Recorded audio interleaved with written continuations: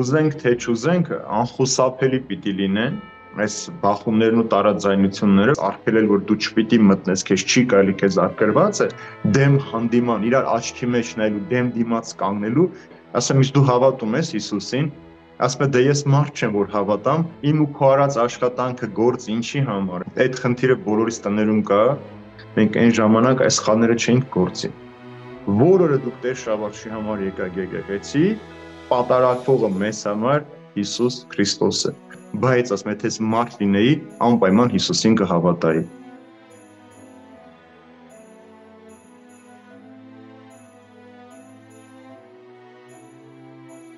Արտուր ջան, ինձ էլ է մաման ճիպոտով ծեծել, բայց ես երբեք կնոջս վրա ձեռք չեմ բարձրացրել։ Վերցնի ձևափոխի։ Ինչ իրավունքով ես եմ այս տան ասողը։ Եվ ինչ է նշանակում, դու աշխատում ես, գումարը տանում տարես ես մայրիկ, ասեն կարող ասել ես 3 օր ծոմ եմ պահելու։ Հաց չեմ ուտելու, որ դու ես մեղքը գործել ես։ Երկուսդ էլ ծնող եք, դու երբ որ ծնկաչոք աստվածաբանությունը փոխվեց գրասենյակային աստվածաբանության, ամեն բան խաթարվեց։ Եռանկյունի էր գծած, գրած էր տղամարդ, կին եւ Աստված, վերև Աստված էր, ու գրած է երբ իրենք մոտենում են տղամարդն ու կինը Աստծուն, ինչքան բարձրանում են դեպի Աստված, այդքան նաեւ իրենք մոտենում են իրար։ Ասում ես դու Քրիստոսին ճանաչում ես, կինը նայում է խաչակնքում, ասում է մեղակ ես Տեր, քեզ ով չճանաչեց։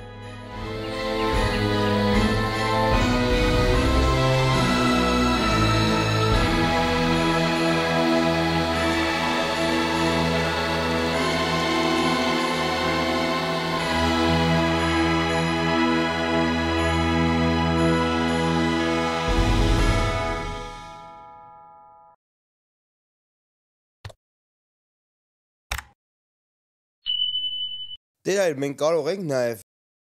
անդրադառնալ նրան, որ կարող է պատահի այն անձինք, ովքեր բռնություն են անում կամ թեկուզ բռնության են ենթարկվում, նրանք նաև մանկության տարիներին են հնարավոր է այդ դաստիարակչական ընթացքում այդ բռնությունները ձեռք բերել, ասենք, իրանց ծնողներից։ Ես շատ օրինակ տղաներ գիտեմ, որ իրանց կանանց ծեծում են, բայց ես նաև ծանոթ եմ իրանց մանուկ հասակից, ու գիտեմ, որ փոքր ժամանակ իրանց մամաները իրանց ճիպոտով ծեծում էին այդ տղաներին, որ հանգարց վատ բաներ չանեն։ Ու հիմա ես գիտեմ, որ այդ տղաները այսօրվա օրով իրանց կանանց վրա են ձեռք բարձրացնում։ Կարա դա լինի։ Արտուր ջան, ինձ էլ է մաման ճիպոտով ծեծել, բայց ես երբեք կնոջս վրա ձեռք չեմ բարձրացրել։ Չէ, այդ խնդիրները կարան որտեղից են, Արտուր ջան։ Նորից գալիս է մի հատ ավանդական սխալ դաստիարակության ձև, որ միշտ ասում են տղամարդկանցից շատ եմ, ասում պիտի տղամարդու բամփը, այսինքն բռունցքը կնոջ գլխից չպակասի։ Բայց դա իմաստը հենց բռունցքը չի նշանակում, որ պետք է բոքսով խփեն սպանեն այդ աղջկան։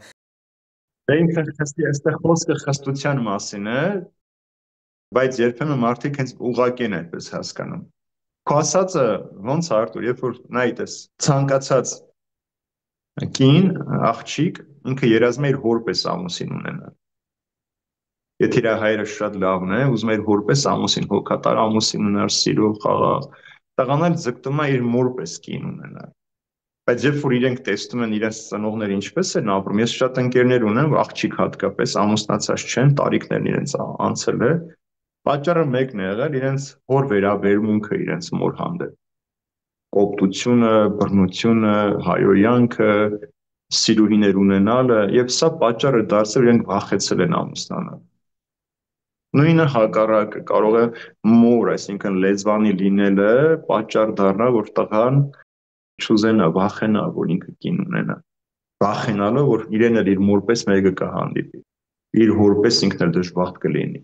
Ասում են, որ երեխաները իրենց տան հայելին են, չէ՞։ Բայց հիմա ես Այո։ Երբ որ կիսուրների հետ կապված խնդիրներ են լինում, ասում եմ, լավ, քո կիսուրը քեզ շատ ցավ է պատճառել, չէ՞։ Հա, ասում եմ, հիմա դու ինչ ես ուզում նույն սխալը գործել քո հարսի հանդեպ։ Եթե դա քեզ համար տհաճ է եղել, դու մերժելի ես համարել դա, հիմա դու ինձ նույն սխալը ինչու ես անում։ Բացատրություն չունի, բայց ես գիտեմ բացատրություն, որովհետև ինքը դրանով իր վրեժն է լուծում նայ, չուզենալով։ Ես դա շատ եմ նկատել, այսինքն այն կանայք, ում կիսուրը իրանց հետ վատ է վերաբերվել, կատարելա բաներ, որոնք իրանց դուր չի եկել, ես նկատել եմ, որ այդ նույն կինը նույն բաները կատարում է իր հարսի հետ։ Ավելի վատ։ Ու ես նաև գիտեմ, որ նա երբ ինքը կիսուր է դարձել, միշտ ասել է, ես իմ տղուս կնոջ հետ սենց չեմ վերաբերվի, ոնց որ իմ հետ եմ վերաբերվել։ Ես իրան դնելու եմ իմ գլխին, ես իրան պահելու եմ, պահպանելու եմ, ես հեռու եմ պահելու ինձ իրանց ընտանիքից, ես չեմ իշխելու, ոնց որ իմ կիսուրն է ինձ իշխել, բայց որ օրը ամուսնանում է տղան, նույն քայլերով գնում է։ Ու ես միշտ ապշված եմ մնում, ասում եմ, ինչն է պատճառը, ինչն է խնդիրը։ Ասեմ Արթուր ջան, պատճառներից մեկը որն է։ Տղաներ ում հետ են ամենաշատ կապված։ Մամաների։ Մամաների։ Այսինքն բոլոր տղաները 90%-ը իրենց բոլոր գաղտնիքները մամաների հետ են, չէ՞ խոսում։ Կարելի ասել որ այդպես է։ Ո՞վ է պետք, մամ ջան, պապային կասես սենց անի, մապային կասես նենց անի, մատը հարևանին կասես սենց, սենց։ Այն ամեն հարցը մամայի հետ։ Ամեն բան մամայի հետ է։ Իր բոլոր գաղտնիքները մաման գիտի։ Երբ որ ամուսնանում են Արթուր, ինքը արդեն խոսում է իր կնոջ հետ, ամուսինը, չէ՞, տղան խոսում է իր կնոջ հետ, այլ մամային շատ ուշադրություն, այսինքն ոչ մի գաղտնիք չի պատում, իր կնոջ հետ է խոսում։ Այստեղ արդեն գլուխը բարձրացնում այդ մայրական խանդը, կանանցի խանդը։ Եվ ինչ են ասում Հայաստանում, ասում են հենց որ օծը մտավ ծոցը տաքացրեց, ես իմ տղու համար դարձա այլևս օտար մեկը։ Այսինքն դուրս աղավ իրանք էլ երբ որ իրանց ամուսնու ծոցն են մտել, նույն բանի դենք են արել։ Այս ամեն ինչի պատճառը Արթուր ջան, հավատքի պակասն է, ցավոտ, հավատքի պակասն է։ Երբ որ մարդը իրականում է ճշմարիտ քրիստոնյան չէ, ինքը այդ հոգևոր գիտակցություն, որ դա մեղք է նախ եւ առաջ Աստծո հանդեպ եւ Աստծո մարդու ընտանիքը ստեղծել է սիրո հիմքի վրա եւ ընտանիքում պիտի սերը իշխի, դու չես կարող առանց այդ սիրո պակասի չի կարող ընտանիքի մեջ խաղաղություն լինել։ Սերը պիտի լինի, որ ամեն բան հաղթահարվի։ Հետո երկրորդ մի կարևոր բան էլ կա։ Վերջ աղջիկը իր տանը ուրիշի տանից է եկել, ուրիշ դրվածքով ապրել, ուրիշ սկզբունքներով, ուրիշ ավանդույթներով ապրել մեծացել։ Հիմա եկել է ժամանակապես որ քո տան դրվածքին ինքը հարմարվի, չէ՞, ուրեմն պետք է ժամանակ տաս այդ մարդուն։ Աղջիկներ կան գալիս են մի անգամից մերվում, ժամանակ է պետք։ Իմ ասենք իրենց տանը օրինակի համար ասենք մի անգամ դեպք ունեցա, այդպես մեծ վեճաբանություն էր եղել, կիսուր ասում է մտնում է կես ժամ լողանում է բաղնիքում, ասում է 10 րոպեից ավելի ինչի պիտի լողանա։ Ջուրը գնում է, լույսը գրում է, հասկացա, այսինքն այսպիսի բաներ կան, ասես լուրջ խնդիրներ կան։ Մի անգամ էլ մեկն ասեց բայց հարց ով է որ գա իմ տան շուշեղենը վեկալի վերցնի ձևափոխի։ Ինչ իրավունքով ես եմ այս տան ասողը։ Այս սրանք իմաց ես ծիծաղելով հիշում եմ, բայց երբ որ հիշում եմ այդ օրերին ինչ օրեր եմ քաշել ես, այդ մինչև այդ մարդկանց հասկացնեմ, որ լսի ուրախ չես, որ այդ աղջիկն եկել է ինքնուրույն գործ է կատարել։ Հիմա այս բանը, որ դուք պատմեցիք, ես շատ մի մոտիկ մարդ ունեմ, ինձ շատ մոտիկ անձիկ են, ու իրանք ընտանիքում այդ խնդիրը ես միշտ նկատում եմ կիսուր ու հարսների միջև։ Ու այդ կինը ունի 2 հարս, ու ինքը մի անգամ կանգնեց, ասեց ես այն մյուս հարսս ավելի շատ եմ սիրում, որովհետև երբ որ իրանք առանձնացան գնացին իրանց տուն, ես գնացի օգնեցի, որպեսզի իրանց շուշեղենը, բաժակները շարեն, դասավորեն, ամեն ինչ, այսինքն իր սրտով ինքը սաղ շարե դասավորել էր այդ կինը, ու ասում է մինչ այսօր իմ հարսս այդ բաժակները դնում է այնպես, ինչպես ես դրել եմ, հարգելով ինձ, ասում է իսկ այն մյուս հարսս, ում հետ ես մի տան մեջ եմ ապրում, ինքը կարող է բաժակի պոչը թարս դնի, որ ինձ իմանում է, որ այդ պոչը ինքը երբ որ թարս է դնում, ինձ խանգարում է այդ պոչը։ Հիմա ոնց անենք այդ բաժակի պոչը ասես մի քիչ տաշենք, որ սրանք հարս ու կիսոր կանան յոլա գնան, ասվածարական ասած։ Դու հասկանում ես, այսինքն խնդիրը ինչն է, Արթուր, նյութական հիմար մտածումները, այսինքն բաժակի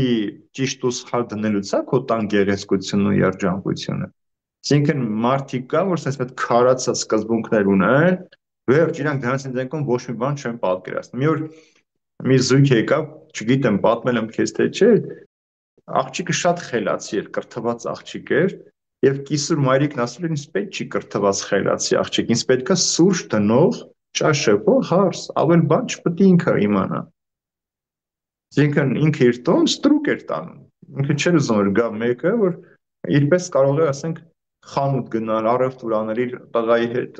իր ամուսնու հետ գնալ որևէ տեղ ուրախանալու, հանգստանալ, իրավունք չուներ։ Կիսուրներ կա, որ նույնիսկ հիմա չնայած այդքան չի, բայց գյուղերում հատկապես շատ կան, որ հարսի եւ իրանց տղայի գումարը ձեռներից վերցնում են եւ իրանք են հետո որոշում ինչքան գումար պիտի տան ձեռքը, որ իրանք ինչ շոր հագնեն։ Իրանք ասենք եթե մարդ ուզում է մի հատ իր ուզած կոշիկ ասում, չէ՞ դի թանկ է, դու գտի այս մեկը հագնես, որովհետեւ ես սա եմ ուզում։ Մյուս հարցից եկանք, ճիշտ ասած մյուս հարցս դա էր։ Ես դեպքեր գիտեմ, որ պատմել են ինձ, ասում է, երբ ամուսնացել էինք, ամուսինս աշխատում էր, նորմալ գումար էր վաստակում, ամեն ինչ նորմալ էր, լավ էր, բայց ինքը իր աշխատած գումարը բերում տալիս էր կիսուրին, կիսուր մայրիկին, եւ ասում է, եթե ես պետքա կներեք արտահայտությունս համար ներքնաշոր առնեի, ես պետքա ամոթով ասում եմ, ես ամաչում էի ասեի, սկիսուր մայրիկ, ինձի ախար ներքնաշորի գումարա պետք կամ ասենք կալգոտկայի փողա պետք, կարող ես տալ, որ ես գնամ առնեմ։ Ասում է, եկել էի այն պահի էի հասել, որ ամուսնուս էի ասում, ամուսինս էլ ասում էր, գնա մամայից ուզի։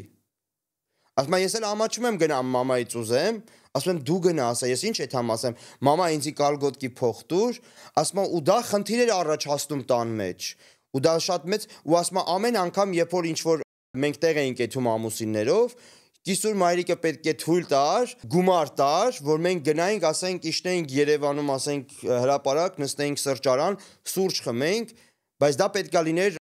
կիսուր մայրիկի թույլտվությամբ եւ գումարը հատկացնում էր նաեւ նա։ Ասենք ինչպես պետք է այդ տղաները հասկանան, որ արդեն իրենք հասուն են։ Արտուր ջան, այստեղ խնդիրը արդեն տղայի հետ է խնդիրը, այստեղ կիսուր մայրիկը չի։ Տղան ինքը պետք է արդեն հասկանա, սուր գիրքը ինչ է ասում, Աստված որ մարդուն ստեղծեց, ինչ ասեց,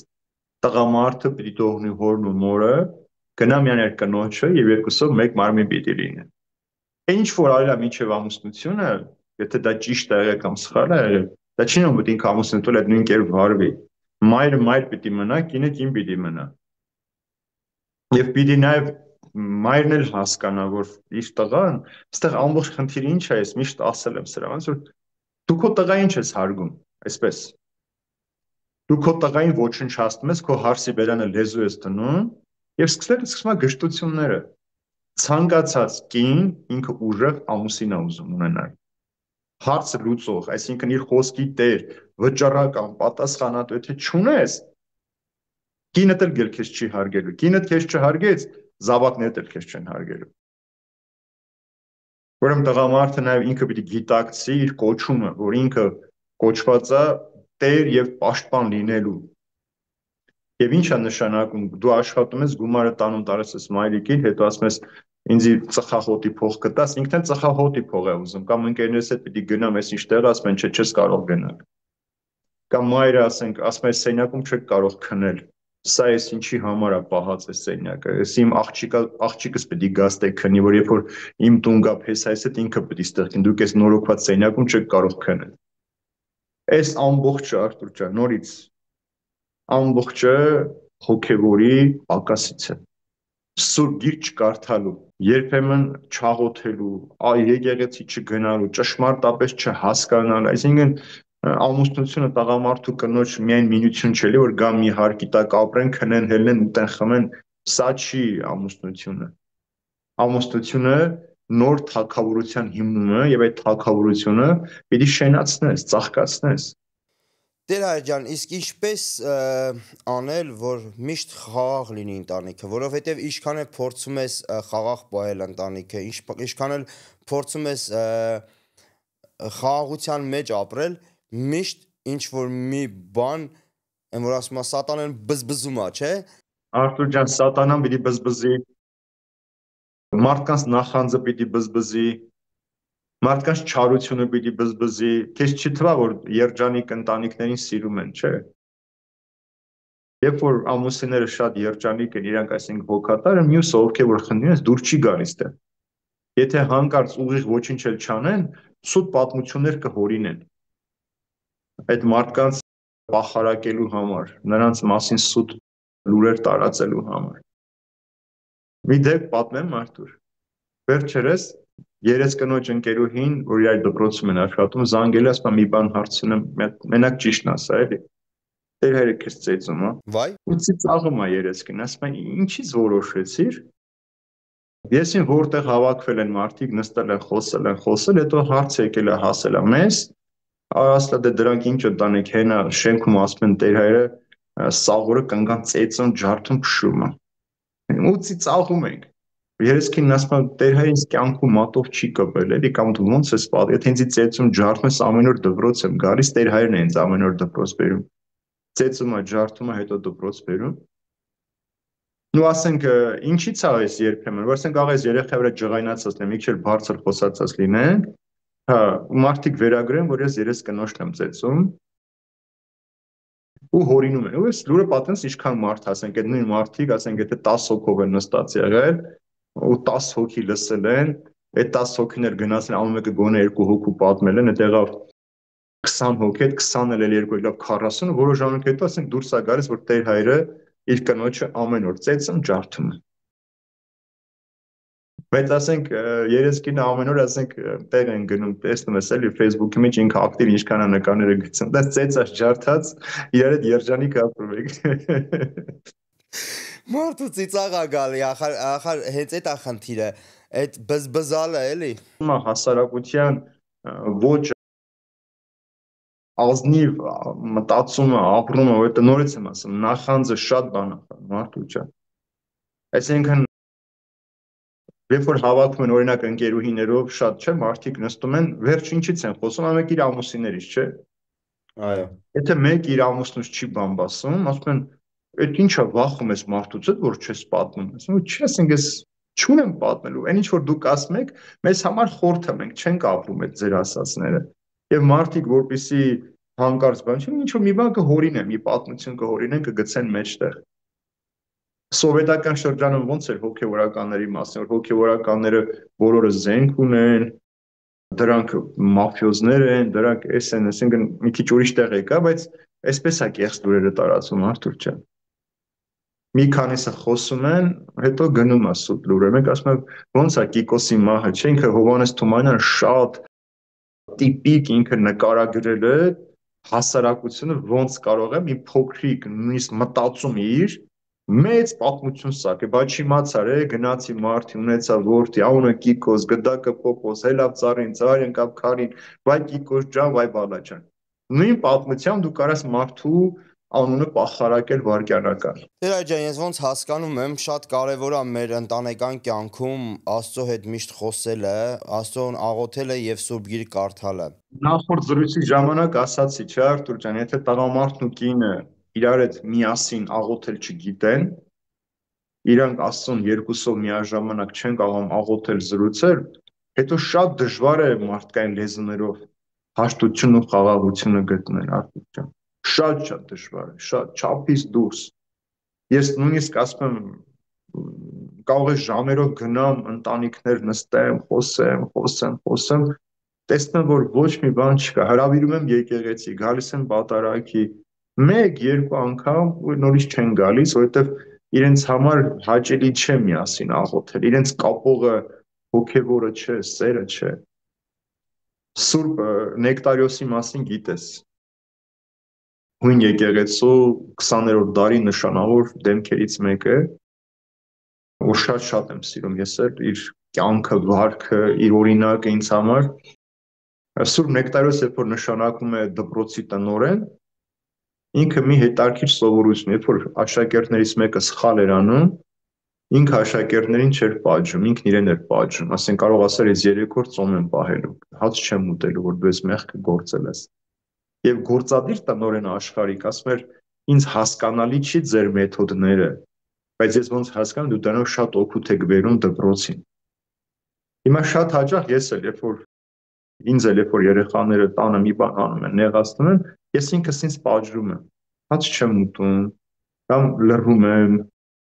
որ երեխան հասկանա, որ իր սխալը ոչ թե իրեն վնասեց, այլ իր հայրիկը դրանից ցավ ապրեց, որ մյուս անգամ իմ երեխան այդ սխալի մեջ չհայտնվի։ Կամ երբ որ սխալ են գործում, ես ասում եմ հաղորդության չմոտենաս այսօր, որ հասկանաս, որ սուրբ հաղորդություն ստանալու համար դու պիտի պատրաստ լինես, ոչ թե ուղղակի որ հայրիկը քահանա է, դու գաս Կիրակի օրը մոտենաս սուրբ հաղորդություն ստանաս։ Երբ որ որևէ հարց ունենք, ես չեմ թողնում վաղվան։ Մենք հարց ենք, մի հարցի շուրջ ասել են, որ մենք երեսկին ավելի խիստ ենք, քան ես երեխաների հանդեպ դաստիարակության։ Բայց ես թույլ չեմ տալիս, որ երեխաները իմ հետ մեղմ լինելուց օգտվեն եւ մայրիկին նեղացնեն։ Ես ինչ էլ անի մայրիկը թեկուզ սխալ բան էլ ասի իրենց, ես մայրիկին եմ պաշտպանելու։ Իրենք գիտեն։ Ես էլ այդ առանձին մայրիկին ասում եմ, որ այս բանը շատ էր, չպետք է խոսեր, այսքան չպետք է ասեիր։ Հետո գրում եմ իրան առանձին, ասում եմ, ով քեզ ասեց մայրիկը, քո մայրիկը քո ինչն է, իմ ամեն ուրեմն քո ամեն ինչը քեզ ինչ որ ասի, պետք է ընդունես, անես։ Սա պիտի ամեն ինչ անես, որտեղ դու մարդուն մեր այդ հոգևոր տարածության մեջ կարող ես մարդուն բացատրել։ Եթե հանկարծ երեխայիդ համեմատեցիր մի հատ ուրիշ մեկի հետ, կնոջդ համեմատեցիր մի հատ ուրիշ մեկի հետ, մի անգամից կձախողես Արթուր ջան։ Դու պիտի Տերը ոնց է նայում։ Ինքն էլ իրենք էլ ինձ են ասում իմ սխալները։ Ես երբ որ պատարակը վերջանում իջնում եմ, ասում եմ ինչ կար սխալ արեցի, կամ խոսք ասել։ Օրինակ երեք նրան են ասում, պապ, այսօր երկու հատ քերականական սխալ արեցիր քարոզի մեջ։ Նրան են նայում, մեր հաղորդաշարները։ Հա, ամեն ինչ նայում։ Չի ասում Արտուրը խի այսքան ռուսերեն ու անգլերեն բառեր օգտագործում։ Հասկանել է, դրսում է ապրում Արտուր ջան։ Հա, ցավոք սրտի ես հայերեն այտենց լավ չեմ տիրապետում, փորձում եմ։ Ավելի վատ վիճակներ կան։ Ինչ եմ սա ասում, որովհետև ամեն մեկս էլ պետք է մեծ կողքից մեզ նեն։ Կամ երբ որ գալիս եմ տուն, ես քարոզը մի հատ նորից ինքս նայում եմ, երեսկին ասում է, այմար դու նոր խոսեցիր, ասում եմ, հա, բայց ես չեմ հիշում ինչ եմ խոսել, որովհետև այդ պահին ես ինքս չէ որ խոսում եմ։ Ուզում եմ հասկանամ, որ սխալ միտք չեմ ասել կամ դավանաբանական կամ կարող եմ այդտեղ սխալ միտք ասես, մարդը քո մտքից գայթակղվի։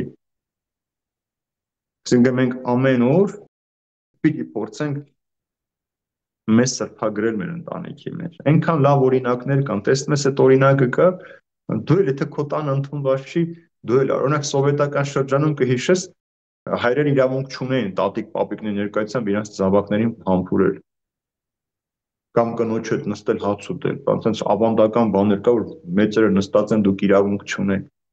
Այսօր դու չես կարող այդպես երիտասարդին ասել, կամ այսօր կյանքը այնպես է, որ երբեմն լինում է օրերով մարդիկ միասին սեղան չեն նստում, որտեղ աշխատանքի բերումով տարբեր տեղեր են լինում, գալիս են տարբեր ժամերի, ստիպված են առանձին հաց ուտել։ Օրինակի համար ես այնպես որ տանից դուրս եմ գալիս, չգիտեմ երբ կվերադառնամ, երեսկինս զանգում է, երբ հաց պատրաստեմ, ասում եմ, որ գամ չեմ ուտելու, դուք նստեք հաց կերեք, կամ ինքը սպասում է այնքան, ինչ որ ես գամ, ինձ հետ նստի մի կտոր հաց ուտի։ Ես էլ եթե միտեղ կերած լինեմ, ես տեղը թողնում, որտեղ ինքը ամբողջ օր ինձ սպասել է, իմ համար ճաշը պատրաստել, ես իրեփածից պիտի ուտեմ, որ ինքն էլ ուրախ լինի, ես էլ ուրախ լինեմ։ Այս փոքրիկ նրբություններ են, հոգատարություններ են։ Իմ Տեր հայրը, Տեր Կարապետը ողորմած Արթուր ջան, միասին 7 տարի բանտ ենք գնացել, Հայաստան Կոշի բանտ էինք գնում։ Ամեն անգամ, երբ որ մենք բանտից դուրս ենք գալիս, 2 կիլոմետր գալիս ենք, նույն տեղում Տեր հայրը կանգնում էր, զանգում էր երես կնոջիր, ասում էր, երեսկին ոնց ես, լավ ես, հա, ես Տեր հայրի հետ եմ, դուրս եկանք, ճանապարհին ենք, գալիս ենք, եղավ։ 7 տարի ես այդ նույն գործողությունը տեսել եմ, որ Տեր հայրը ինքը ոչ թե պարտավորված, այլ հոգատարություն, որ բանտից դուրս եմ եկել, Տեր Շավարշի հետ եմ, հանգիստ եղիր, ճանապարհին են գալիս եմ տուն։ Տեր հայր, եկանք այն հարցին, որ պատմում էիք, որ մի ծնողը մի բան ասում, մյուս ծնողը մի ուրիշ բան ասում, կամ տարբեր կարծիքներ ա լինում։ Կուզենայի, որպեսզի այդ թեմայի շուրջ մի հատ բացատրություն տայիք, որովհետև շատ ա լինում, որ ասենք հայրը մեկ ուրիշ բան ասում, մայրը մեկ ուրիշ կարծիք ա ունենում ու երեխայի մոտ սկսում են վիճել ու երեխան դրա առիթից օգտվում ա։ Կուզեի, որպեսզի դա ասեիք, որ ինչպես վերաբերվեն ծնողները այդ պարագայում, ինչպես իրենց պահեն։ Նայ, Արթուր ջան, հիմա աղջիկ դու էլ ունես, ես էլ ունեմ, շատ-շատերն ունենք, չէ՞։ Մայրիկները ավելին գիտեն, չէ՞, աղջիկների հետ կապված շատ բաներ, քան հայրիկները։ Երբ որ գալիս է իմ աղջիկս մի բան ասում է, ես հարցնում եմ նախ, մայրիկ ինչ է ասել։ Ասում եմ մայրիկը սենց ասեց, ասում եմ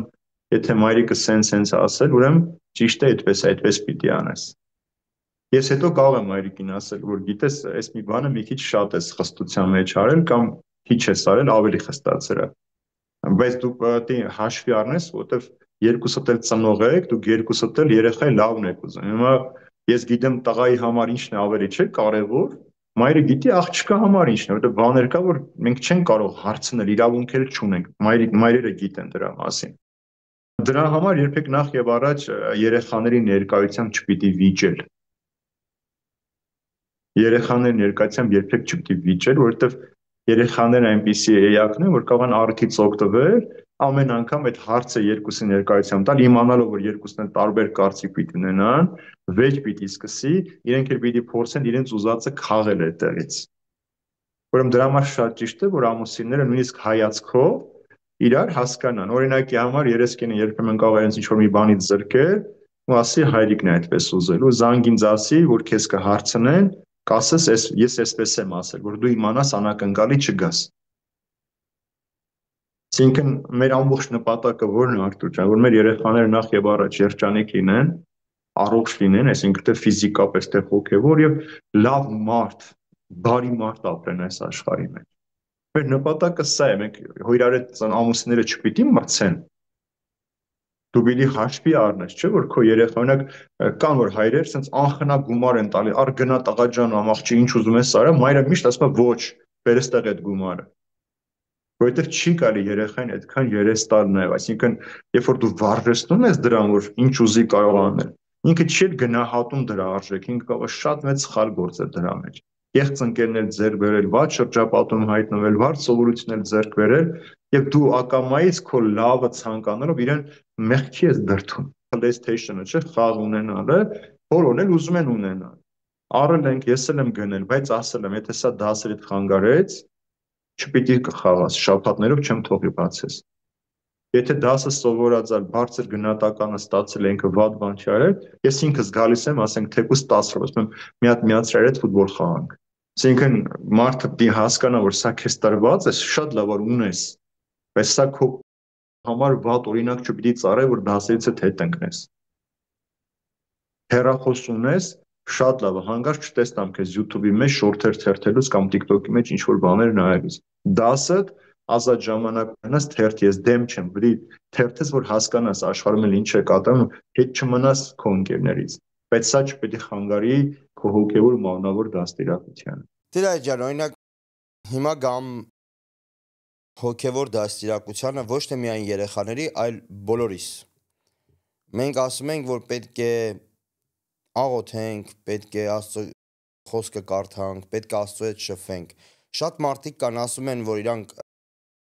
երբ ուզում են գնան աղոթելու, զուլանում են, այդ պահին ինչ որ բան է առաջանում, այդ պահին գործեր է առաջանում, ու տենց այդ հետաձգվում է, օրվա վերջում հասկանում են, որ իրանք արդեն մի քանի օր չեն աղոթում, մի քանի օր Աստվածաշունչ չեն կարդում։ Բայց ես էլ երբ որ լսում եմ, ասում եմ պետք չէ ախր մարդ զոռով գնա անի, չէ՞, դա էլ չպետք է զոռի ինքը իրան, այլ պետքա սիրով անի։ Հա, նախ չպետք է ստիպես ինչ որ բան անի, նախ չի գալիս ստիպեցիր, ինքը արդեն հակառակվելու ցանկություն առաջանում, ինքը չի ուզում էլ անի։ Հիմա մենք 4-ով երեկոյան աղոթում ենք քնելու։ Հիմա մի քիչ տունը տեղափոխվել է, մի քիչ sense խնդիրներ կա, չենք հասցնում, բայց ամեն երեկո մենք 4-ով աղոթում ենք, ամեն մեկս մի աղոթք ասում է, մի հատ էլ շատ գեղեցիկ աղոթք ունենք ընտանիքի մասին, երեխեք իրենք են այդ աղոթքը ասում, ու ասում ենք բարի գիշեր, գնացեք քնելու։ Կամ եթե մեկը պետք է արդեն գնա քնելու, աղոթում ենք, որ մեկը գնա, մյուսները իրենց գործի մնան։ Սա ոչ թե պարտադրանքի համար է կամ ինչ որ մի բանի համար է։ Սա միասնության համար է, որ մենք ընտանիքով էլ ենք Տիրոջ համար ապրում։ Որ այսինքն եթե մենք ամբողջ օրը վազքի մեջ ենք ուտելու, հագնելու, այսպես, բայց Տիրոջ համար էլ միասին պիտի ժամանակ անցկացնենք։ Օրինակ հիմա երեխեք իրենք են ասում, պապ, մեզ մի հատ կտանես, էս ինչ եկեղեցին, վաղուց չեն գնացել, էս ինչ տեղը։ Մի հատ գնանք այնտեղ աղոթենք գանք։ Պապ, կարող ենք մի հատ գնալ, էս ինչ վանքը գալ։ Մեզ կտանես, էս ինչ տեղ, էս իրանք էլ է ցանկությունը։ Նախ ոչ թե միայն աղոթելն է պատճառը, այլև տանից միասին 4-ով տեղ գնալը։ ընտանիքով տեղ գնալն էլ շատ կարևոր բան է։ Սրա մեջ է ձևավորում այդ հոգևոր մթնոլորտը։ Դու պիտի ընտանիքիդ համար միշտ ժամանակ ունենաս։ Եվ ոչ միայն պիտի տանես ուրախ, ձվար, խաղահրապարակներ, մոլեր, առևտուր անելու ես, այլ միասին պիտի գնաս աղոթելու։ Ճանապարհ, ժամով ճանապարհ ենք գնում։ Ամեն հարցից խոսում ենք իրար հետ, քննում ենք, առիթ է նաև ճանապարհին միասին զրուցել, ամեն ինչի մասին։ Երբեմն կարող ես վարքան ասել, ջղայնան ասել, այդ ընթացքում սխալ ես արել, չպետք է անեիր, կամ երեխեք են, չերար մեջ վիճում են մի հարցի շուրջ, մեկին պետք է ասես լուր մնա, լսի տես ինչ է ասում, որ այս միջավայրի մեջ ես իրենց ձևավորում, որ իրենք վնասատուներ չդառնան այս կյանքի մեջ, էլի։ Իրենք միայն իրենց համար չապրեն։ Այ հիշում եմ, իրենք 5-3 տարեկան էին,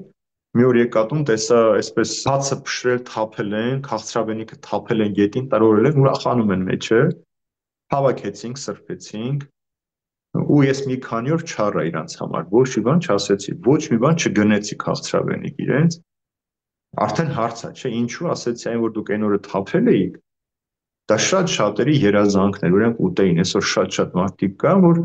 սոված են, չունեն ուտելու, դու ունես, դու ոտքի տակ թափում ես։ Մի ամիս հետո մյուսի ձեռից թափվեց, ասեց շուտ արա հավաքի, չի կարելի, գիտես հիմա քանի մարդ սոված է։ Անցյալ օրը դասի ժամանակ որ խոսել է, որ նաև շատ վատ բան է, որ քո մայրիկի եփած ճաշը չես ուտում, ասես սա լավը չի, մի կին գրել որ Տեր հայր ջան, այնքան ուրախ եմ, այդ նյութը երեխեքից ցույց տվեցի, եւ հիմա որ ճաշ եմ դնում, մեկը մյուսին ասում է ամոթ է, կեր, որտեղ մաման մեզ համար չարչարվել։ Այո, իհարկե պետք է գնահատեն ծնողի արարքները երեխաները, պետք է նաև հասկանան այդ ամենը, բայց ցավոք սրտի դարը փոխվել է, մի քիչ ամեն ինչ բան է։ Արտուր ջան, մեզ ինչ դար ինչով է փոխվել, այսօր մարդուն սարքել են անշնորհակալ։ Այսօր մարդը տարիքային տարբերություն չկա, անշնորհակալության մեջ ապրում են, նախ չեն գոհանում, երկրորդն էլ անշնորհակալ են եւ այնպիսի կեցվածք է, որ դու պարտավոր ես ինչ որ մեկի համար ինչ որ բան անել։ Նույնիսկ երեխան կարող ասել չէիր կարող չանել, չէիր կարող անես, չծնեիր ինձի, քեզով էր ասես ծներ քցերիս աշխարհ, որ մի հատ էլ մի բան ասեմ, ասես չեմ կարող անել։ Դա էլ զգացողություն է, որ աշխարհի հետ աշխարհը մեզ սովորեցնում են, աշխարհը ինչ է նախ սովորեցնում, որ ամեն ինչ միայն քո պետքերի համար, այսինքն նախ եւ առաջ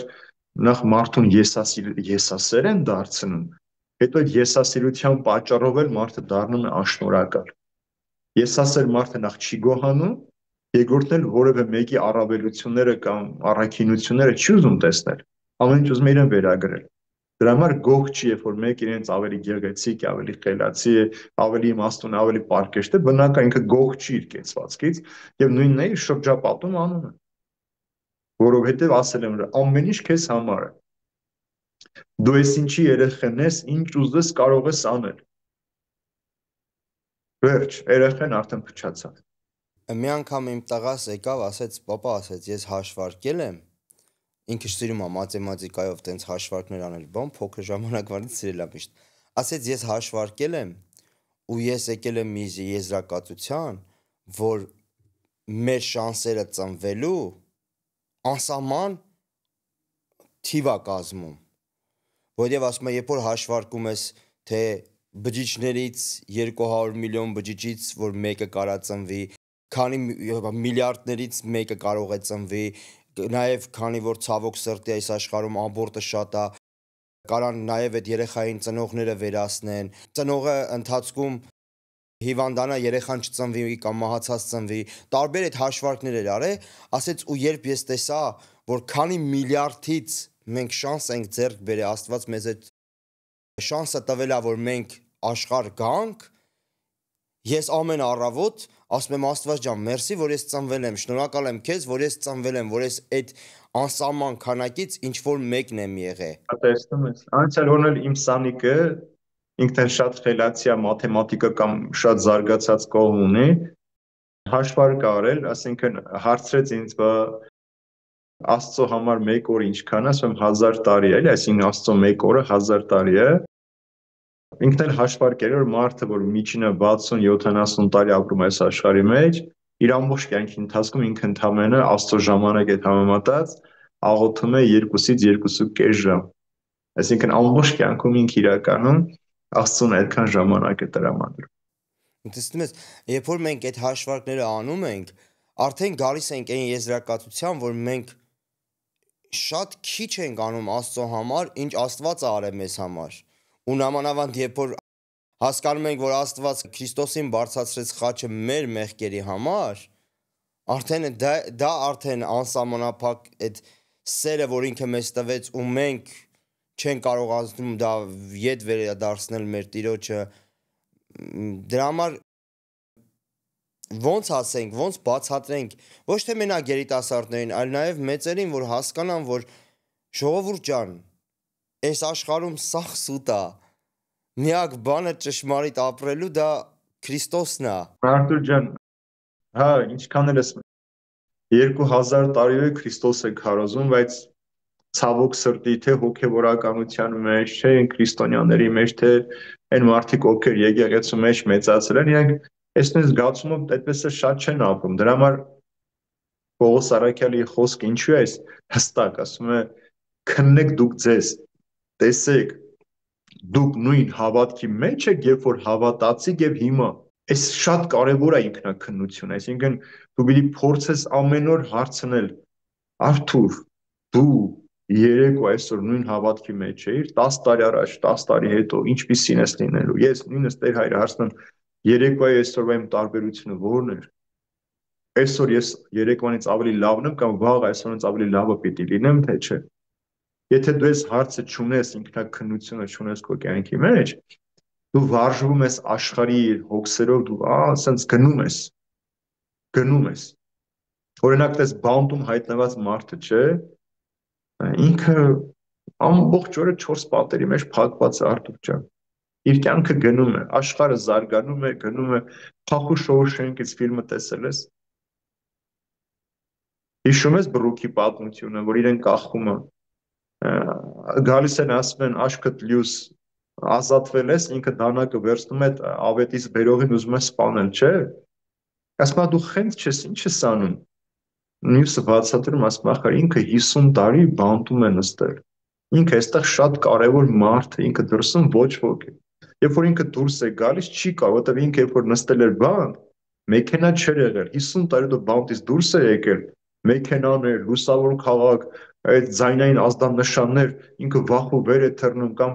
գնում է խանութ մենեջերին, ասում է կարող եմ գնալ զուգարն, ասում է ինչու ես ինձ հարցնում, ասում է բայց ես 50 տարի հարցրել եմ։ Դες ինչ է մարդու կյանքը փոփոխություն է բերում, բայց ինչը կարող է իրեն պահել այդ դեպքում արդեն միայն հավատ։ Իսկ սա էլ արդեն աշխարհիկ հոգսը այնքան է մեզ կուլ տալիս, որ մենք արտանում ենք արդեն այնքան հոգս ունենք, այնքան դժվարություն ունենք, որ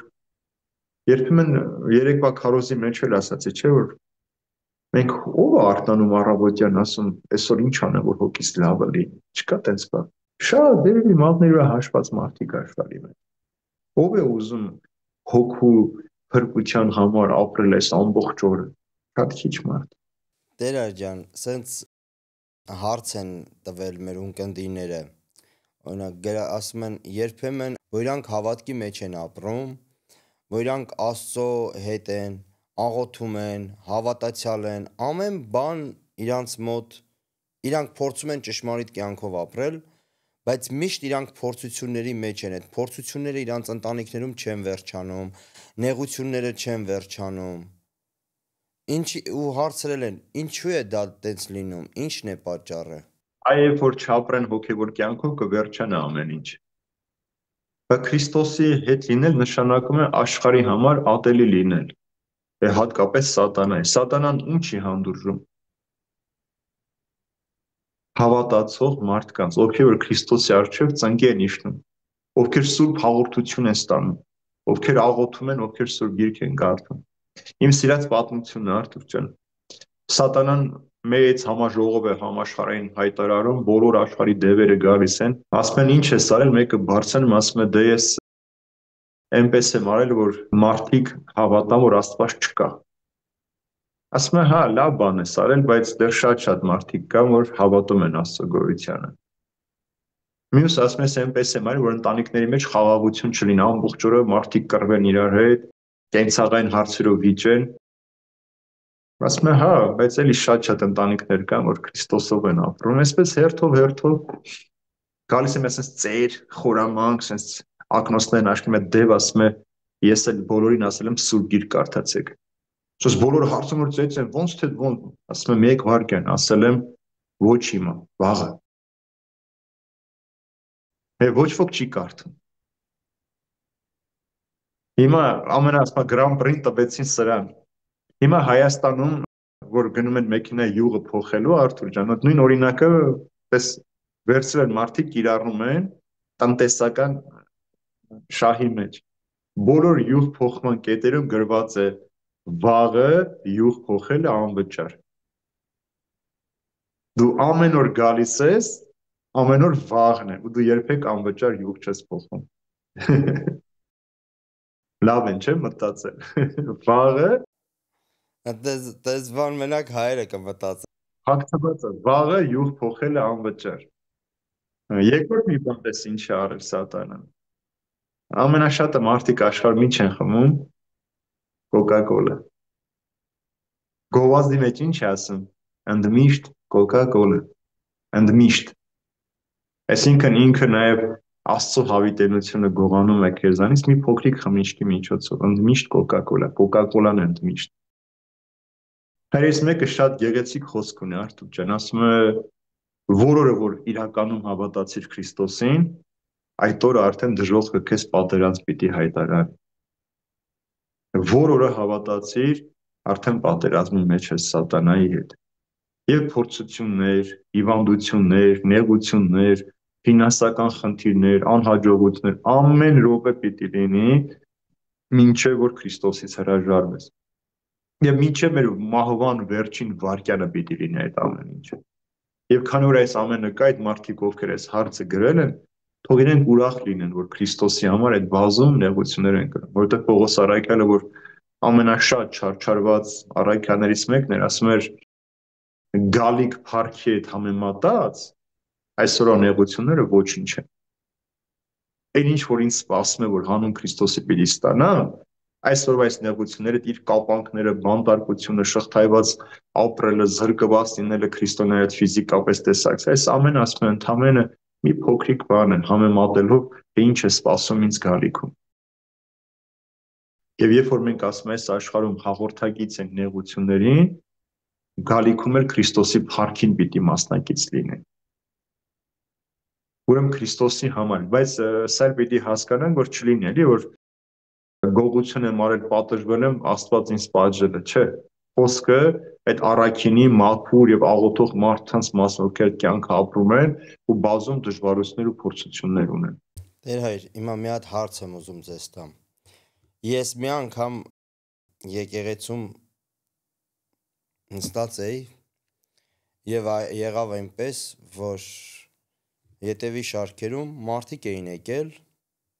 ու մարդիկ եկել էին պատարագի մասնակցելու եւ աղոթելու եւ Աստծուն խնդրելու,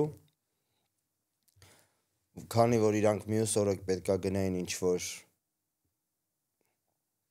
սենց ասեմ, գողության կամ թալանի, չգիտեմ, ինչ որ մի տեղ էին եթալու, բայց ուղղակի ես ականջի ծերով լսում էի, մեկը մեկին էր ասում ու ես որ ասեմ ապշված էի մնացել, ես ուղղակի մի շաբաթ չէի կարող իմ տեղը գտնեի։ Մարդիկ եկել էին աղոթեին Տիրոջը, որ օգնի, որ իրանք չբռնվեն այդ կեղտը անելու ժամանակ։ Բանտում բանտարկյալների մեծ մասին միշտ ասում էր Տեր հայր, որ օրը գնացինք եկեղեցի մոմ վառեցինք կամ աղոթեցինք, հաջորդ օրը բռնվեցինք։ Բա ինչի Աստված մեզի թողեց որ բռնվենք։ Ասում են դե եթե դու գնացել ես եկեղեցի, նշանակում է հասկացել ես որ մեղք ես գործել, զղջում ես կամ չես զղջում ես, գիտես որ մեղք ես գործել, գնացել ես Աստծո տուն, Աստված էլ քեզ թույլ է տվել որ ապաշխարես։ Ապաշխարություն ասնես քո կատարած հանցանքի համար։ Այո, ցավոք սրտի միշտ օրինակ ես բերում եմ, ասում եմ մարդասպանն էր գալիս այստեղ եկեղեցի, աղոթում է, հետո գնում է մարդ է սպանում։ Արդեն այնքան են այսօր անպատկառ դարձել մարդիկ, որ իրենց սիրեկանների կամ սիրունիների հետ գալիս են եկեղեցի աղոթելու։ Երկուսն էլ կարող են ամուսնացած լինել, կին ունենան ամուսին, բայց իրանք իրար սիրեկան են ու գալիս են եկեղեցի աղոթելու, ապշում ես, ասենք, սիրուհուդ հետ եկել ես կամ սիրեկան հետ եկել ես եկեղեցի, ինչ աղոթես։ Չէ՞ որ թե քո ամբարշտությունը, թե գործը քո մտածումը չար է, Աստծո համար ատելի է, դու ատելի վիճակով եկել ես Աստծո տուն, ինչ անես։ Շատ կան այդպիսի մարդիկ, Արթուր ջան, աղոթում են հանցանք գործելու, կամ ասում են Տեր Աստված, էսի շատ մեղք չհամար, այսինքն մեղք համարի, բայց շատ չհամարես։ Այդ պահին այդպես էր պետք ուղղակի Տեր Աստված, խնդրում եմ մեղք չհամարես շատ։ Ինչ անենք, որ այդ տենց բաներ չլինի մեր հավատքի տներում։ Լինելու են, Արթուր ջան, չեն կարող չլինել։ Քանի մարդը ապրում է այս աշխարհի մեջ, ինքը մեղքին հաղորդակից է, ինքը պիտի գործի եւ կապ չունի ով է ինքը, հոգեվորական թե աշխարհական, պիտի գործի այդ մեղքերը։ Դու ավելի մեծ խնդիրը գիտես, որ Արթուր, որ հոգեվորականները ավելի շատ չէ, տեղեկացված են, գիտեն, կարդացած են, ճանաչում են, անցել են այդ ամենը, սովորել են, բայց իրենք ավելի շատ են սխալվում, քան աշխարհականները։ Որովհետեւ մի բեռ են վերցնում իրենց վրա, եւ եթե դու Սուրբ Հոգու մխիթարությունը չունես, Սուրբ Հոգու առաջնորդությունը չունես, հանուն Քրիստոսի դիմանալ մեղքին չհաղորդացել զգացումը չունես, շատ հեշտությամբ հայտնվում ես այդ մեղքերի մեջ։ Մեր ձգտումը, երբ որ դու ձգտում ունես, չլինելու նախկինի պես, այդ ձգտումը շատ կարևոր է։ Երբ որ դու ձգտում ես, ինքս ինքան մաքրում ես։ Ես օրինակը քեզ մի անգամ կարծեմ պատմել եմ, ես ինչպես եմ պատրաստվում պատարագին Կիրակի, ես երկու շաբթից ինձ մի մտքում դնում, որ ես Կիրակի օրը Տիրոջ հետ հանդիպում ունեմ, պիտի հանդիպեմ իրեն։ Ես ամեն ինչ եմ, այդ հանդիպմանը առավելագույնս լավ ձևով ներկայանամ իրեն։ Սա ես ձգտում եմ անել արդեն։ Տեր այր ջան, որ ես նոր սկսեցի սովորել աստվածաբանականում, ինձ շատ ծանոթ մարդիկ ասեցին, դա շատ լավ է, որ դու սկսել ես սովորել, բայց հույս ունենք չես դառնա այն մարդկանց պես, ովքեր ավարտեցին եւ դառան սատանի ընկերը։ Ես այն ժամանակ վախ ապրեցի ու մտածում եմ ինչի են ասում դա, բայց հիմա արդեն դա հասկանում եմ, որ երբ որ ես տեսնում եմ շատ աստվածաբանների, շատ նաև հոգևորականների, դասախոսներիս, շատ կան դասախոսներիս մեջ, որ իրենք շատ անհավատ եւ շատ, ոնց ասեմ, շատ պրակտիկ սատանի ծառա են դառել։ Արթուր ջան, գիտելիքը մարդուն խորամանկել է, չէ՞ դարձնում։ Ճողոպրելու, ուսանավելու ճանապարհներ է բացում։ Երբ որ դու պարզ հավատքով մտնում ես որևէ հաստատության մեջ, եւ այնտեղ բազում սխալներ ես տեսնում, կրթվում ես, հետո սկսում ես մեղքերը արդարացնել։ Երբ որ դու մարդը սկսում ես մեղքերը արդարացնել, ինքը գնում է դեպի անհավատություն, նույնիսկ կարող ես մեղքը գործել, ասել ինչ եմ արել, որ բոլորն էլ անում են։ Եվ վերջ, դու քեզ համոզեցիր, որ դու կարող ես անել։ Երկրորդ մի ուրիշ խնդիր կա, Արթուր ջան։ Իմ սիրած պատմությունն է սա, որ երբ որ մարդիկ մահանում են, գալիս են դրախտի առջև, հրեշտակը հարցնում էր, ով ես։ Առաջին ասում է, ես քահանա եմ եւ 40 տարի Քրիստոս եմ քարոզել։ Հրեշտակն ասում է, իսկ Հիսուսին անձնապես ճանաչում ես, ասում է, ինչպես չէ, ասում է, իմ թագավորն, իմ փրկիչն, իմ հույսն ու վստահությունն, ասում է, լավ, անցի։ Գալիս է մեկ, ասում են, դու ով ես, ասում է, ես էլ աստվածաբան եմ, 30 տարի Քրիստոսի մասին աստվածաբանել եմ, ասում է, Քրիստոսին ճանաչում ես, ասում է, ինչպես թե նա իմ հույսն ու ապավենն է, իմ վստահությունն է, ասում է, լավ։ Այսպես հերթով անցնում է, գալիս է մի ծեր, մամիկ, կռացած, մեջք արդեն կորացած, ասում են դու ով ես, ասում է ես մի մեղավոր կին եմ, որ 20 տարի եկեղեցում երգել եմ, ասում է դու Քրիստոսին ճանաչում ես, կինը նայում է խաչակնքում, ասում է մեղակ ես Տեր, քեզ ով չճանաչեց։ Այս սա է ամբողջ ողբերգությունը, երբ որ մարդը սկսում է իր մեղքերը արդարացնելու, այլևս ինքը մեղավոր չէ, ես երեք քարոզի մեջ էլ ասացի, երբ որ իմ զավակը քահանայի զավակը, դա չի ինքը փրկված է։ Ես իր համար աղոթում եմ, բայց փրկվելու համար ինքը պիտի աղոթի, ինքը պիտի Քրիստոսին անձնապես ճանաչի։ Ես երբ որ քահանա եմ, սա չի նշանակում ես արդեն փրկված եմ, դրախտ ինձ համար պատրաստ է, ո՞վ։ Ես ինչքան հավատարիմ կմնամ Քրիստոսին, սա շատ կարևոր է, շատ անհրաժեշտ է այդ հավատարմությունը պահել։ Դրա համար, երբ որ դու գնում ես այդ աստվածաբան, հայրես մեկ մի լավ խոսք ունես, երբ որ ծնկաչոք աստվածաբանությունը փոխվեց գրասենյակային աստվածաբանության, ամեն բան խաթարվեց։ Այսինքն մարդը ծնկած աղոթելով է հասել սրբությանը, ոչ թե գրքեր գրելով կամ ինչ-որ բաներ քարոզելով։ Առանց աղոթքի դու չես կարող սրբանալ մաքրվել։ Դա շատ մեծ գայթակղություն կարող է դառնալ քեզ։ Ես քեզ պատմել եմ այդ պատմությունը, որ երկու վանական են լինում։ Մեկը, որ շատ կարճ ժամանակում դառնում է առաջնորդ, մյուսը նույն պարզ կենցաղի մեջ։ Երկու վանական ընկերներ են լինում։ Մեկը շատ կարճ ժամանակում առաջնորդ է դառնում, մյուսը մնում իր պարզ կենցաղի մեջ։ Բայց ամեն անգամ, երբ որ սա պաշտոն էր նոր ստանում, իր էությունը փոխվում էր եւ մի օր չի դիմանում, այս պարզ ընկերը գրում է, ասում է՝ «Սիրելի եղբայրս Հայր Շավարշին,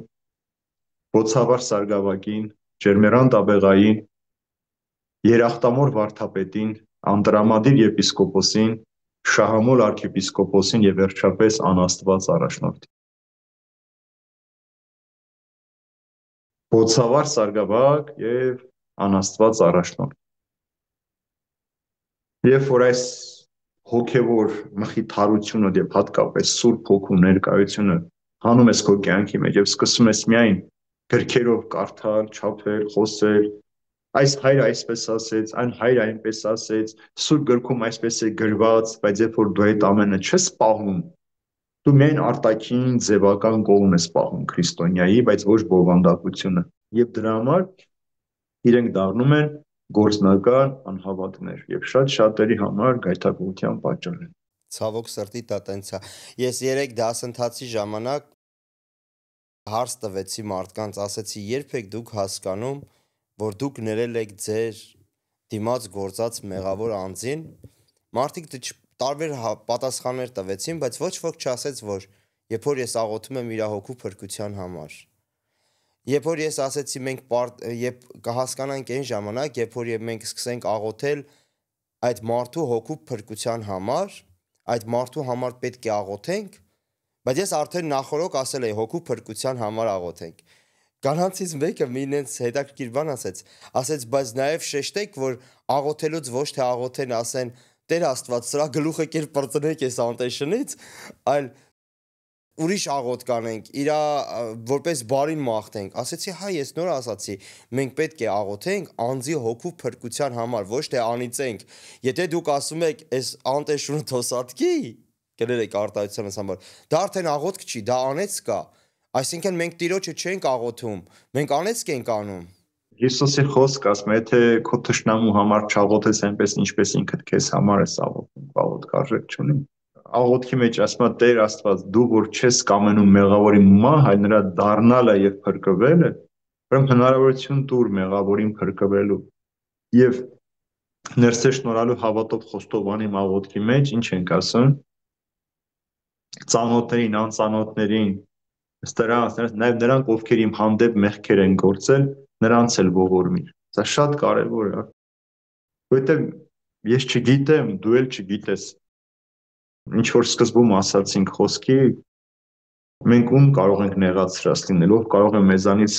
մեր պատճառով եկեղեցի չի գալիս, ես չգիտեմ, քանի հոգի կա, որ իմ պատճառով, իմ սխալի պատճառով, իմ խոսքի պատճառով, իմ սխալ վերաբերմունքի պատճառով գուցե ինքը եկեղեցի չի գալիս, ես չգիտեմ։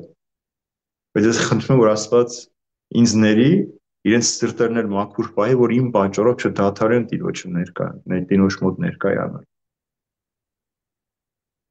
Սրանք կան ակամա մեղքեր, կան կամա մեղքեր, կան գիտակցաբար մեղքեր, կան չգիտակցված մեղքեր,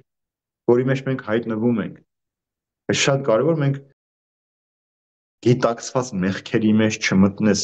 դիտավորությամբ, իմանալով, որ սա մեղք է, մտնես դրա մեջ։ Մի օր պատարագի ժամանակ քահանան, որ արդեն շրջում է, որ քարոզ պիտի խոսի, մեկը բերում է մի հատ նամակ է տալիս քահանայի ձեռքը, Քահանան կարդում է, այլայլվում է, մի փոքր sense զարմացած նայում է, ասում է, գիտեք, սիրելիներ, հա, ինչ էր գրած նամակի մեջ, որ եթե հանկարծ փորձես, քարոզ խոսես, վերամբարձ բաների մասին խոսես, բոլորին կասեմ, որ դու ով ես եղել նախկինում, ինչ մեղքերի մեջ ես եղել։ Քահանան ասում է, տեսեք, ասում է, այս նամակը, որ ինձ ուղարկեցին, ասում է, որ այսպես, ասում է, ես ձեզ հիմա ասում որ ես շատ վատ անցյալ եմ ունեցել, մեղավոր մարդ եմ եղել, բազում մեղքեր եմ գործել, բայց Քրիստոս ինձ ազատ է գրել է եւ հիմա ես Քրիստոսով ազատ եմ, չեմ ամաչում, որ անցյալում ինչեր եմ արել, գիտեմ, որ Քրիստոսով ներված եմ։ Մեր մեջ էս խնդիրը կա, Արթուր ջան, որ երբեմն մարդիկ մտածում են, որ իրենք եկեղեցի գնան կամ գնում են, չեն հաշտվում, որ ներված են, թե ներված չեն։ Էս էլ խնդիր կա մարդկանց մեջ։ Կարող է գնան, աղոթեն, ասեն, չէ, Աստված ինձ չլսեց, Աստված ինձ չներեց, էլ չեմ գալու աղոթեմ, ու թողնի գնա։ Ամբողջական դու պիտի բացվես Քրիստոսին, ոնց որ ծաղիկն է բացվում արևին, տաքությունից, այնպես էլ մարդը պետք է Քրիստոսին բացվի։ Երբ որ չես բացվում Քրիստոսին, նախ այդ հոգևոր ուրախությունը չես ստանում, երկրորդը դու միշտ քեզ այդ մեղավորության զգացումով ապրում ես,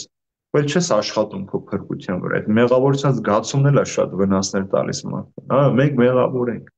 Մենք մեղավոր ենք նախ եւ առաջ Աստծո հետ ունեցած մեր հարաբերությամբ, ոչ թե մենք իրար հանդեպ։ Ինչ որ մենք իրար հանդեպ անում ենք, նախ եւ առաջ Աստծո հանդեպ ենք անում։ Եթե մենք գիտակցեինք, որ մեկին ցավ պատճառել է Քրիստոսին է ցավ պատճառում, մյուսին վիրավորել է Քրիստոսին է վիրավորում, մենք չենք անում։ Մենք այս սրբության հանդեպ ենք մեղանչում, եւ եթե սա հստակեցնենք մեր առջև, մենք շատ հեշտ կհաշտվենք։ Տեր Հայր ջան, կուզենայի նաև ընտանիքից խոսելուց խոսեինք Աստվածաշնչի մեջից սկսված ընտանիքներից, այսինքն կուզեի, որպեսզի սկսեինք հենց արարչագործությունից։ Ինչու Աստված ստեղծեց ընտանիքը, ինչի Աստված ստեղծեց Ադամն ու Եվան։ Նախ Ադամին ստեղծեց, Արթուր ջան։ Հետո երբ որ բոլոր թռչուններին, կենդանին ուղարկեց Ադամի մոտ, Ադամն անուններ դրեց, ասում վերջում տխրեց եւ Աստված ասաց. լավ չէ, որ մեր Ադամը մենակ լինի, եկեք նրան մի օգնական տանք։ Եվ Կողոսկորը հանեց, կնոջը ստեղծեց, տվեց Ադամին, ինչի համար, որպես ընկեր, որպես բարեկամ եւ որպես որդեծանության շարունակողությունը ապահովող ընտանիքը։ Ընտանիքը մենք ամենամեծ օրինակը մենք ունենք Սուրբ ընտանիքը, Հայր Հոսեփը, Մարիամ Աստվածածինը, Սուրբ Կույսը եւ Հիսուս, Մանուկ Հիսուսը, ինքը Սուրբ ընտանիք է կոչվում։ Նախ ընտանիք բառը ինչ է նշանակում, չէ՞։ Մեկ տանիքի տակ ապրող, նույն հարկի տակ ապրող։ Աստված եւ մարդը ինչ էին անում, դրախտում միասին էին, չէ՞, այսինքն Աստված եւ մարդը ընտանիք էին։ Ուրեմն ընտանիքը տվեց, կնոջը տվեց Ադամին ընկեր, բարեկամ, առաջին հերթին, որ մեկ ունենաս, ում հետ զրուցես, կիսվես, երազես, ուրախանաս, քայլես, աշխատես, այսինքն մեկը, ով քեզ հետ է, որովհետև Աստված նաև գիտեր, որ մարդը մի օր պիտի մեղանչի, առանց իրեն պիտի դրախտից դուրս պիտի ապրի եւ ընտանիքը ստեղծեց կնոջ տղամարդու միջոցով ընտանիքը ստեղծեց, որ մեկը մյուսով այն մխիթարություն ունենան, որ ուներ մարդը երկնքում Աստծո հետ։ Դրախտային երանություն ունենան ընտանիքի մեջ։ Դրա համար ասենք որ ասում ենք ընտանիքը սուրբ է, այսինքն ընտանիքի մեջ այդ ներդաշնակությունն ու խաղաղությունն ու սերը պիտի թագավորեն։ Առանց այս երեքի ընտանիք չի, դու ամեն ինչ կարող ես այն կոչել, բայց ոչ ընտանիք։ Դրա համար ասում ենք որ օջախը սուրբ է, սրբությամբ պիտի պահես, ինչու որովհետև նախ եւ առաջ Աստված է բերել միացրել եւ դու Աստծո օրհնությամբ ես։ Ուրեմն այս հոգևոր մխիթարությունը, որ մարդը կորցրեց մեղքի պատճառով Տիրոջ հետ լինելու, տղամարդու կնոջ միությամբ այդ երկրավոր այդ մխիթարության մեջ նորից վերականգնում ենք Աստծո հետ մեր կորցրած կապը։ Մի հատ լավ օրինակ էի տեսել, եռանկյունի էր գծած, գրած էր տղամարդ, կին եւ Աստված, վերևը Աստված էր, ու գրած է երբ իրենք մոտենում են տղամարդն ու կինը Աստծուն, ինչքան բարձրանում են դեպի Աստված, այդքան նաև իրենք մոտենում են իրար։ Երբ իրանք մնում են ներքևում, Աստծուց հեռու են մնում, իրարից էլ են հեռու մնում։ Ապրես։ Ես էլ մի ուրիշ օրինակը պատմեմ, միշտ քարոզների ժամանակ ասում սեր բառը սնուրն տղամարդու կինեն են Աստված է, որ միացնում է տղամարդուն ու կնոջը։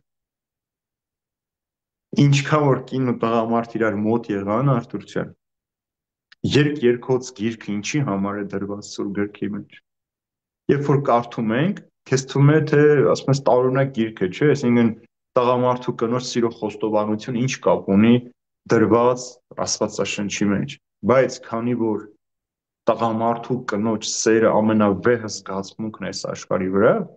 Սողոմոն իմաստունը փորձել է այդ ինչպես որ տղամարդու կինն իրար ձգտում, առանց իրար չեն ուզում ապրել, անդադար իրար մասին են մտածում, այդ օրինակով ուզում է ցույց տալ հոգու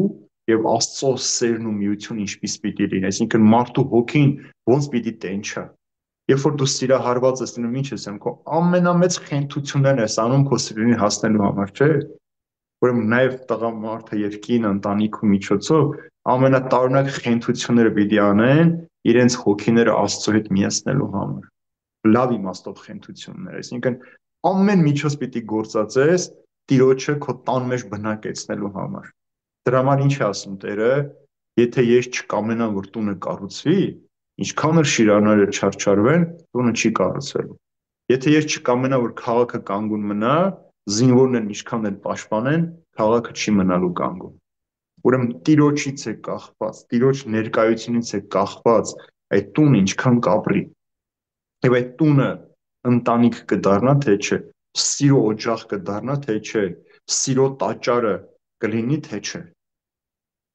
Ամեն ինչ այդտեղից է կախված, դու ինչպես ես բերում Տիրոջը քո տան մեջ բնակեցնում։ Դրա համար ես միշտ նորապսակներին մաղթում եմ, որ հանկարծ Աստծուն ձեր կյանքից բացակա չդնեք։ Տեր-հայր ջան, այս հաղորդաշարները նայելու ընթացքում իմ կինս միշտ ուրախանում ասում է, Տեր հայրը մեր կողմից է խոսում, միշտ կանանց կողմից է, կանանց պաշտպանում է, լսեք, էս արեք, այն արեք, այն արեք, լսում ենք։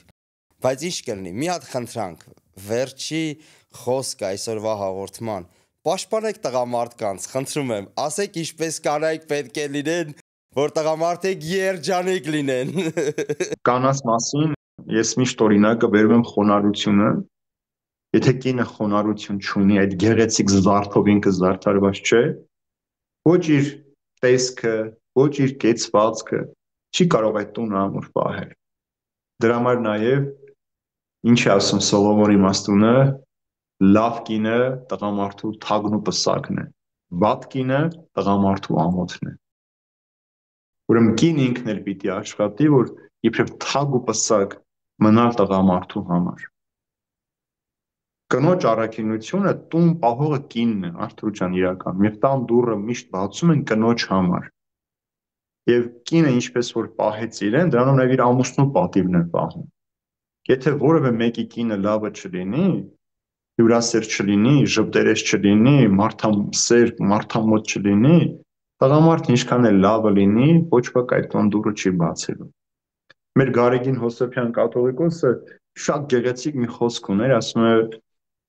ընտանիքը մի փոքրիկ եկեղեցի է եւ այդ եկեղեցու քահանան կինն է։ Ուրեմն կնոջ առաքինությունը սա է, իսկ վատ կինը արդեն ամոթն է։ Ուրեմն պիտի այնպես անի կինը, որ իր ամուսնուն ամոթով չթողնի։ Կնոջ դերը շատ մեծ է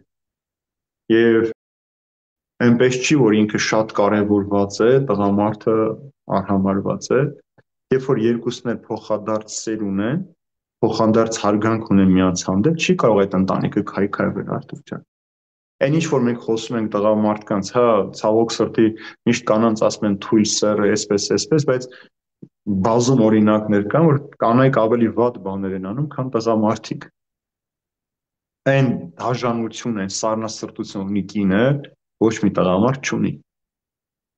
Այն չարությունը, որ կարա լինի կնոջ մեջ, 10 տղամարդ իրար հետ խփած, միացրած, ի կնոջ չարություն չեն կարող ունենալ։ Երբ որ բանդերուն ծառայում էի, մինչև այսօր ասում եմ, լավ է 1000 տղամարդ կալանավորի հետ աշխատել, քան մեկ կին կալանավորի հետ։ Բայց ամեն բան կնոջ ինչու է վերագրում, թե կինը ընտանիքի պատիվն է։ Դրա համար կին ինքը պիտի աշխատի անել այնպես, որ այդ տան մեջ միշտ խաղաղություն լինի։